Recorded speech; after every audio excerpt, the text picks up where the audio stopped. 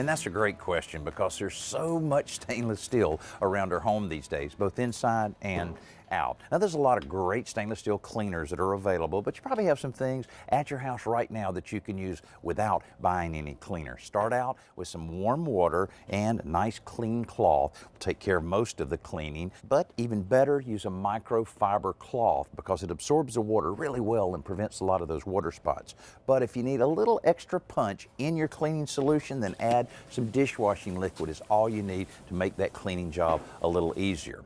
Fingerprints, big problem on the front of refrigerators or dishwashers. Glass cleaner is all you need to wipe all of those fingerprints out. You probably have some if you have a few of those children around your house. And if you want to put a little bit of a polish on the front of that refrigerator, believe it or not, you can use a little bit of olive oil or baby oil to really make it look nice.